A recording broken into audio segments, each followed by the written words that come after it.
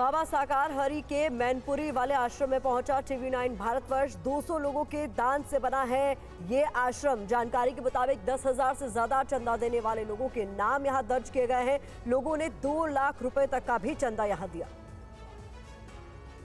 बाबा नारायण साकार गिरी की तिलिस्मी दुनिया भी काफी ज्यादा रहस्यमय थी। बताया जाता है कि बाबा के पास करोड़ों रुपए की संपत्ति थी, जबकि शुरुआत में वो काफी ज्यादा गरीब थे। इस वक्त हम मैनपुरी के बिछुआ के बाबा के उसी आश्रम के बाहर खड़े। आप देख सकते हैं कि बाबा का ये भव्य आश्रम है। इसका गेट देखने से ये अंदाजा लगाया जा सकता है कि बाबा का आश्रम कितना भव्य और विशाल होगा। कई एकड़ में फैला हुआ है बाबा का ये आश्रम, और बाबा का ये एक आश्रम नहीं है। इसके अलावा कासगंज, आखरा और राजस्थान में भी बाबा के कई आश्रम है। बाबा के पास चंदा कहां से आता था, यह एक बड़ा सवाल है। और बाबा ने अपने इस बिछुआ आश्रम के बाहर जो लिस्ट लगाई है, आप देख सकते हैं कि इसमें 200 लोगों के नाम तो लिखे जा चुके हैं, और जिन 200 लोगों ने दान दिया था उनमें सबसे ज्यादा कम रकम 10,000 रुपए की है। यानी कि 10,000 के नीचे जिन्होंने भी पैसा दान दिया उनका नाम यहां नहीं रखा गया है। और बाबा के जो भक्त थे वो मैनपुरी में तो थे ही थे, इसके अलावा आसपास के इलाकों की बात की जाए तो उनके अलावा दूर दूर तक बाबा के भक्त थे। और हाथरस में हुई भगदड़ के बाद अब हर कोई ये जानना चाहता है कि आखिरकार वो बाबा कौन है जिसके प्रवचन को सुनने के लिए हजारों की संख्या में लोग आते थे। 60 सेकंड में इस बाबा के ऊपर ये रिपोर्ट देखिए। ये हैं साकार हरि बाबा उर्फ भोले बाबा। इनके भक्त कई राज्यों में हैं।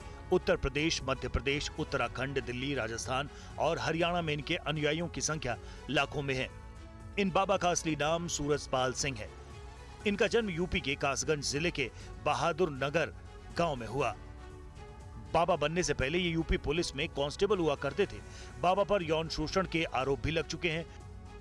इन्होंने 1992 के आसपास नौकरी छोड़ दी और फिर बाद में सत्संग करने लगे। सत्संग के वक्त इनकी पत्नी भी साथ रहती हैं। इनके बच्चे नहीं हैं। गरीब वंचित तबके में इनकी खासी पैठ है। इनके यूपी, राजस्थान, मध्य प्रदेश समेत कई राज्यों में आश्रम हैं। बाबा अक्सर सफेद सूट, टाई और जूते पहनकर सत्संग करते हैं। खास बात यह है कि इंटरनेट के इस जमाने में ये बाबा दूसरे साधु संतों और कथावाचकों से अलग सोशल मीडिया से दूर है। बाबा का कोई आधिकारिक अकाउंट भी सोशल मीडिया प्लेटफॉर्म पर नहीं है। फिर भी इनके सत्संग में हजारों की तादाद में भीड़ उमड़ती है। कल की भीड़ के वीडियो लगातार सामने आ रहे हैं जो हाथरस में इकट्ठा हुई थी। एक वीडियो ऐसा सामने आया है जिसमें बाबा के सेवादार लोगों को अव्यवस्था की तस्वीर बनाने से रोक रहे थे। देखिए ये रिपोर्ट। हाथरस के फुलरई में भोले बाबा के प्रवचन की जगह की ये तस्वीर है। बताया जा रहा है कि सेवादार लोगों को वीडियो नहीं बनाने देते थे। बताया जा रहा है कि वीडियो बनाने की मनाही थी। हैरानी की बात यह है कि प्रवचन के दौरान वीडियो बनाने से रोकने पर गार्ड्स की नजर थी, लेकिन जब भगदड़ मच गई तो फिर ये गार्ड्स कहां थे? सुरक्षा में चूक के लिए क्या ये जिम्मेदार नहीं? बताया जाता है कि बाबा के प्रवचन के दौरान कुछ लोग उनकी तस्वीरें लेना चाहते थे, लेकिन गार्ड सुरक्षा को छोड़ लोगों के मोबाइल पर नजर रख रहे थे। हादसे के ठीक पहले की ये तस्वीरें बताई जा रही हैं जो सोशल मीडिया पर वायरल हैं। ये वीडियो गार्ड के रोके जाने के बाद खत्म हो जाता है। यहीं पर उसे रोक दिया गया। बताया जा रहा है कि बरसात का मौसम होने की वजह से उमस थी। प्रवचन के दौरान तस्वीर जाहिर कर रही है कि उस वक्त तेज हवाएं चल रही थी। पंडाल खुला था, लेकिन बेहिसाब भीड़ की वजह से लोगों को दिक्कतों का सामना करना पड़ा। लोगों की शिकायत है कि गार्ड की अव्यवस्था कहीं न कहीं इस हादसे के लिए जिम्मेदार है। हाथरस के प्रवचन स्थल पर कुछ लोगों ने बाबा के पोस्टर पर आज पत्थरबाजी की। इस बीच बाबा नारायण साकार हरि की अंधभक्ति वाली तस्वीरें भी सामने आई।